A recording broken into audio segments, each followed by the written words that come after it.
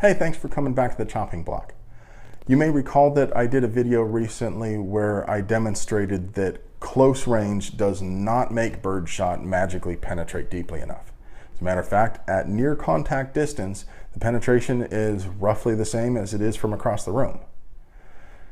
But when I posted that video, a lot of people on the forums and in the comments on the video asked me to test cut shells, despite the fact that several other YouTube channels have already tested cut shells, both in real natural ballistic gelatin as well as the clear gel product. But you asked a lot, so here it is. Let's do it. Hold my beer and watch this.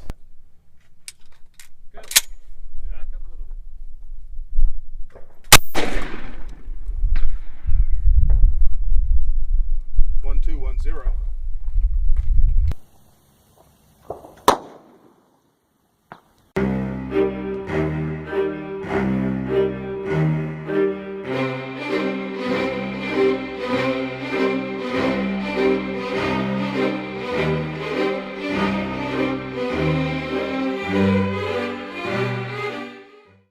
Okay, so maybe I cut it wrong, or maybe it's just because I was using cheap Winchester field loads, but the shot seems to have separated from the hull before it reached the block. So I'm going to try it again. I'll cut the hull a little bit higher up, and I'll shoot from a lot closer, and we'll see if we can make sure that the shot, the hull, the wad, and everything hits together.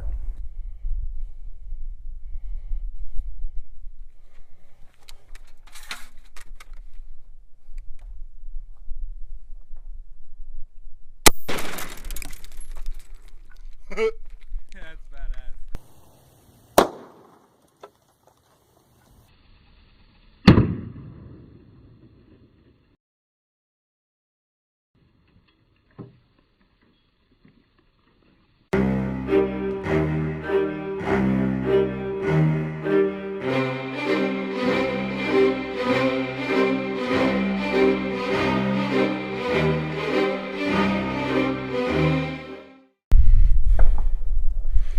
Alright, well, looks all spaghettified in there, but as you can see, even with the cut shell, the penetration is woefully inadequate.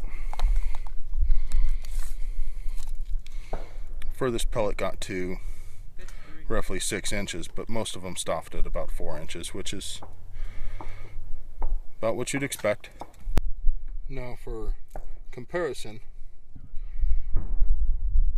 there's the BB that we calibrated the block with.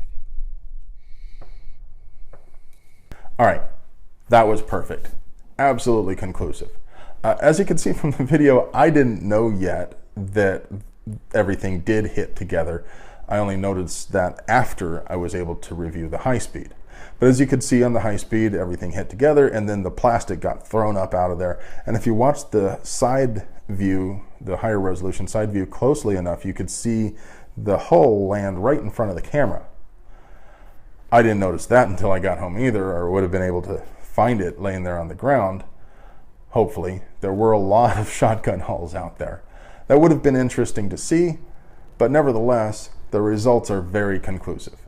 The birdshot didn't penetrate any more deeply than it does normally, at least not by any significant degree. The deepest pellets got to about 6 inches. The majority of them stopped at about 4 inches. And to keep that in perspective, the calibration BB for gelatin can penetrate up to 3.74 inches and still be considered a valid gelatin result. If the pellets from your defensive load barely penetrate more than a BB gun, maybe it's not the best choice. Now that said, it is true that larger birdshot can penetrate more deeply. BB-sized shot can actually put some of its pellets past the 12-inch mark, although the majority of them do fall well short of that. So theoretically, it's possible that a cut shell in BB might be able to push the majority of the pellets to around about the 12-inch mark. Maybe, theoretically, I suppose we could give that a shot too. That said, the penetration isn't the only reason that birdshot is a very bad choice for defense. Now, loads like what I tested today, the Cheap field loads have fairly low recoil, but loads that could penetrate deeply enough, like turkey loads and BB shot, have very stout powder charges. They recoil a lot, and they don't use flash suppressing powders. If you use this in home defense, you're going to have a lot of flash, muzzle blast, recoil. And I know that you're a big manly man and that you can handle the recoil. Yes, of course, fine, that's right, great. You're much more manly than I am. That said, you personally can shoot faster with less recoil. And the faster you're able to shoot accurately, the better your chances of surviving a fight. Lower recoil loads improve your chances of being alive when the shooting stops. If you choose a shotgun for home defense, I strongly recommend that you choose ammunition that was intended for that purpose. It's not like it's that expensive. Spend $5 or $10 on a box of double-aught or #1 buck that's designed for defense. If you think I got something wrong, I know you fuds do, make sure you leave a comment below. As always, thanks for liking and sharing and subscribing and posting the videos on social media. It makes a big difference for small channels like mine. I hope you enjoyed the video. Have a great day.